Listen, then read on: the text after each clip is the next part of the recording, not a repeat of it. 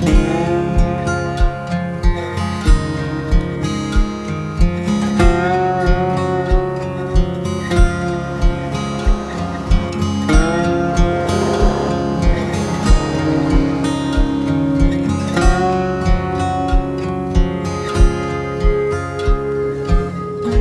assalamualaikum warahmatullahi wabarakatuh. Jumpa lagi di video gua, dan ini malam hari ya. Ini setengah 7 malam teman-teman. Dan besok itu kebetulan hari libur, hari Jumat tanggal 27 ya. Ini tanggal 26, besok tanggal 27 tuh kalau nggak salah satu suro ya. Nah, kali ini gue menuju ke Tulungagung dari Surabaya. Ini merupakan agenda rutin tiap minggu, karena memang gue sebenarnya tinggal di Tulungagung gitu ya, keluarga di Tulungagung. Cuma gue biasanya nggak selalu naik motor gitu. Kadang-kadang naik kendaraan umum, bis sih biasanya. Mungkin di video ini gue akan pecah jadi beberapa part ya, karena gue sendiri ngerasanya video gue yang sebelumnya itu yang takbiran itu kalau nggak salah durasinya 48 menit atau sampai 50 menit, gue lupa. Itu kayaknya terlalu panjang. Jadi kalau gue lihat, gue pelajarin ya, maklum ya, namanya juga YouTuber pemula. Kalau gue pelajarin itu rata-rata penontonnya itu di 3 sampai 5 menit gitu. Nah, mungkin akan gua pecah aja gitu ya, biar nggak kepanjangan. Lagian juga kemarin tuh gua udah kehabisan baterai karena terlalu lama ngetek. Karena sekaligus waktu itu gua mau tahu sih seberapa lama gua bisa pakai si kamera ini untuk recording gitu. Tapi sebelumnya gua mau ngisi bensin dulu. Di sini nih ada pom bensin nih. Ya, kita mampir ya.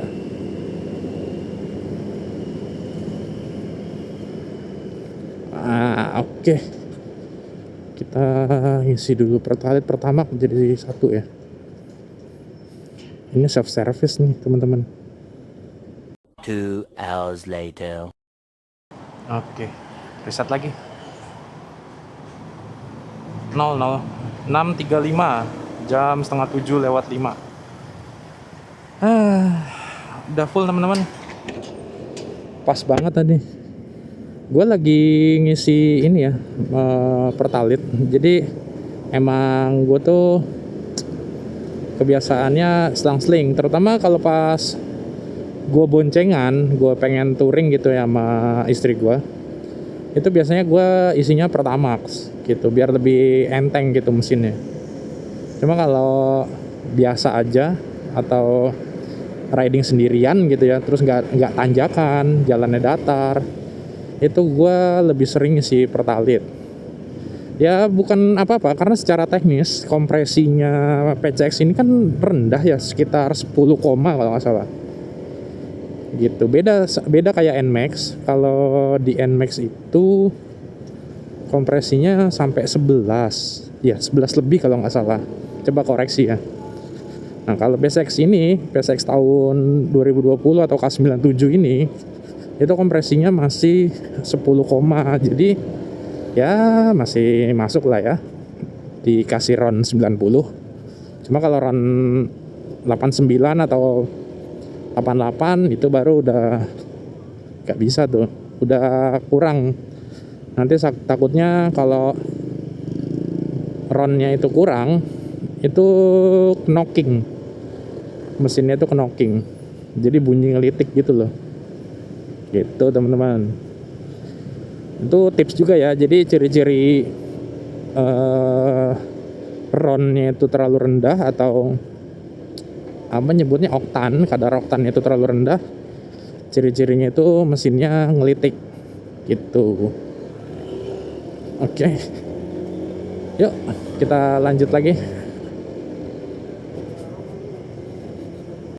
Hebat loh, hari ini padahal besok long weekend tapi nggak macet teman-teman. Gila.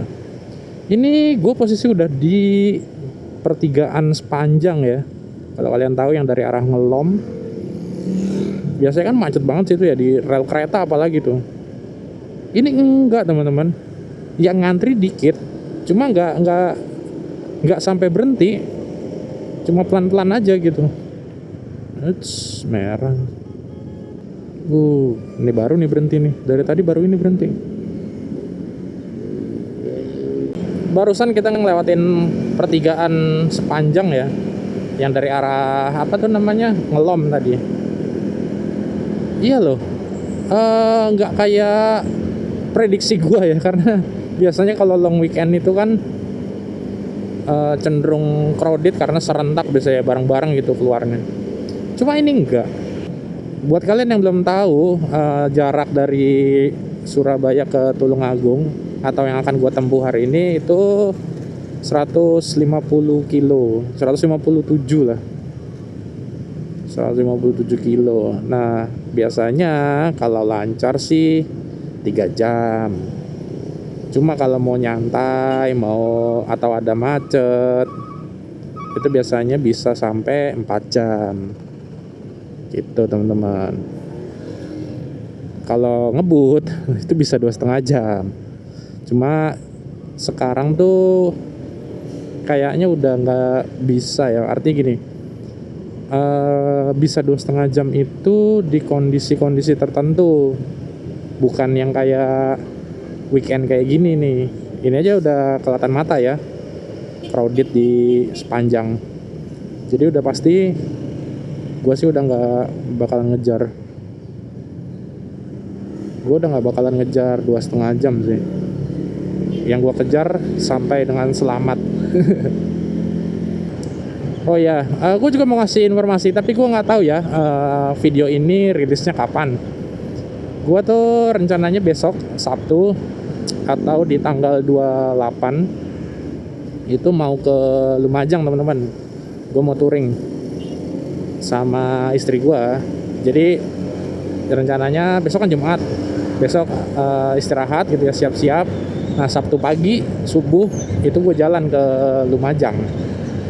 Destinasinya adalah ke jalan ini ya, jalan Pronojiwo ya, di Kecamatan Pronojiwo sama Kapas Biru. Terus yang terakhir mungkin ke ini apa tuh, Tumpak Sewu. Cuma gue sendiri belum tahu secara apa ya, energi yang dibutuhkan itu segimana. Kalaupun misalkan terlalu capek, karena kan gue nggak berencana buat nginep. Kalau misalkan terlalu capek ya nggak semuanya mungkin gitu. Jadi ya kondisional aja lah. Sebenarnya tuh kalau mau enak gitu ya, banyak destinasi touring, waktunya agak panjang gitu, mungkin nginep, itu berangkat dari Surabaya terus ke Bromo, baru habis itu ke Lumajang. Itu sedap sih. Cuma ya itu, kalian harus ekstra waktu, karena di Bromo, gue 2 kali ke Bromo itu nggak bisa gitu ya, nggak rela kalau harus pergi dari Bromo itu cepet-cepet. Biasanya itu sampai siang, dari pagi sampai siang baru pergi. Itu pun ya karena lapar gitu, teman-teman. Jadi sekalian cari makan siang. Nah, kalau udah siang kalian ke Lumajang gitu ya, atau misalkan kalian ke Ranupani dulu deh, Ranupani dulu, terus habis itu ke Lumajang, itu udah terlalu sore gitu loh, nggak enak. Karena di sana pun, di Lumajang pun enaknya pas pagi, teman-teman. Jadi ngelihat apa namanya, pemandangan Gunung Semerunya ya gitu. Nah, ini macet lagi ini loh, kayak tuh ada truk tuh dipakein daun. Tapi sananya juga masih macet. Bukan berarti. Ini bahaya ya sebenarnya, teman-teman ya. Jangan ditiru. Karena bagaimanapun juga kalau kita di antara kendaraan besar itu jatuhnya masuk ke blind spotnya mereka. Ada apa ini? Kecelakaan non. Astagfirullahaladzim. Innalillahi wa inna ilaihi rajiun.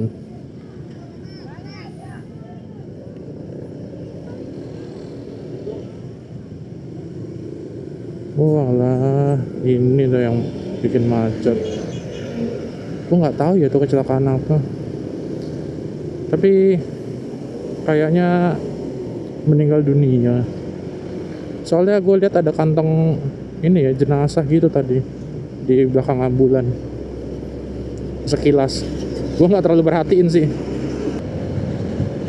Kalau dari serpihannya tadi kayaknya bukan motor itu teman-teman, bukan apa ya, bukan spare part atau part-part di bagian motor gitu. Mungkin itu mobil kayaknya, kaca mobil kayaknya.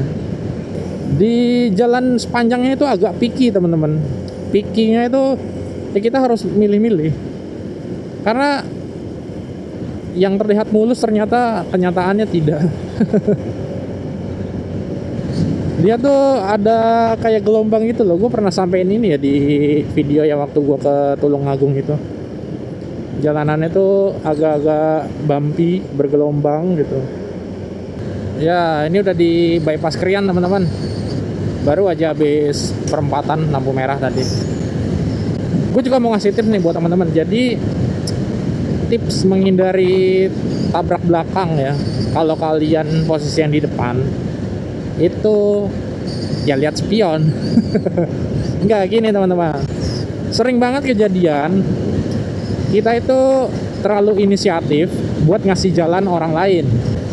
Ya misalkan kita riding nih, kita naik motor, kita ada di paling depan gitu kan, tiba-tiba ada motor mau keluar atau pokoknya mau melintas lah di depan kita. Terus kita tuh nggak sadar gitu ya, kita pengennya sih ngasih jalan gitu, nyantai kan. Mungkin kita lagi nyantai tuh, lagi moodnya lagi bagus lah. Moodnya lagi bagus, kita mau ngasih jalan. Nah, padahal di belakang kita bisa jadi itu rame atau nggak siap yang di belakang. Yang di belakang tidak punya mental yang sama gitu loh. Mungkin yang di belakang berpikirnya ya udah ini mah yang bakalan nyebrang bisa nunggu gitu loh. Nah kayak gitu tuh bisa sebenarnya disiasati. Kalau teman-teman yang paling depan, terus kira-kira di depan tuh ada kendaraan mau nyebrang tuh kayak gini ya misalnya, terus mau yang apa namanya crossing gitu ya, itu sebaiknya teman-teman tuh lihat belakang dulu, lihat kondisi belakang. Belakang ini secara apa namanya, atmosfer ini pada ngebut apa enggak gitu loh. Jangan sampai yang pengen ngasih jalan cuma kamu doang gitu loh, kalian doang yang pengen ngasih jalan, yang lainnya ngebut. Nah itu bahaya. Lagian kan apalagi kalau yang nyebrang itu ya cuma 1-2 gitu, yang nggak sampai bikin macet yang arah dari lawan, kan bisa nunggu gitu loh. Gitu teman-teman. Jadi di sanalah baru sebenarnya ada peran tukang parkir atau tukang yang nyebrangin. Nah biasanya kalau udah ada yang tukang nyebrangin gitu, biasanya lebih aware, yang apa traffic yang banyak itu baru bisa lebih kompak untuk sama-sama ngerem. Walaupun masih sering kejadian juga lolos gitu, yang ada aja yang ngeyel tetap nerabas gitu. Ini kalau kanan nih yang tembusnya dari Rejo itu enggak sih?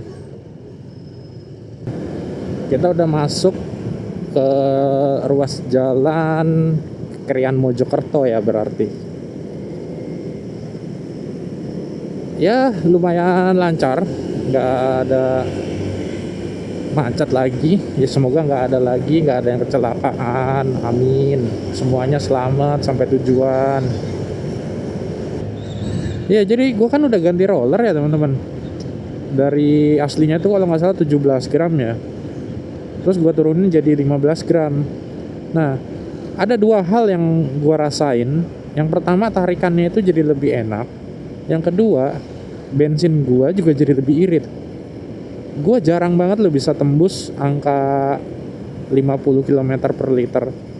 Tapi sejak pakai roller yang lebih rendah gitu ya gramnya, beratnya, itu gampang, malah cenderung selalu dapat 50 gitu kalau buat jalan jauh. habis perempatan tadi ya, yang kalau ke kanan tuh ke kota Mojokertonya. Nah, di sini tuh bau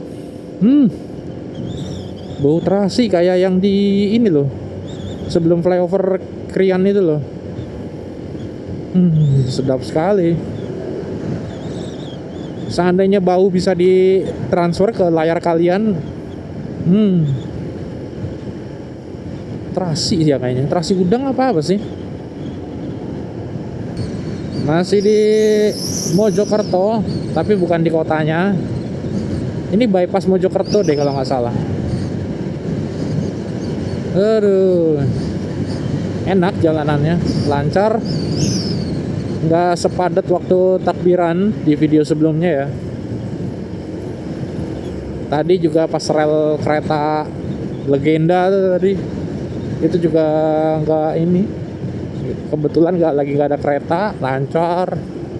Ini terminal apa namanya, Kertajaya Mojokerto. Nah, ini perempatan ini lama banget nih teman-teman, kalau pas dapatnya merah. Alhamdulillah dapat hijau. Barusan gue ngelewatin bypass Mojokerto ya. Ke kanan tadi ke Mojokerto kota, terus ke kiri ini kita ke arah Jombang teman-teman. Nah, mungkin ini gua stop di sini, kalian lanjut nonton ke part berikutnya ya. Oke, see you.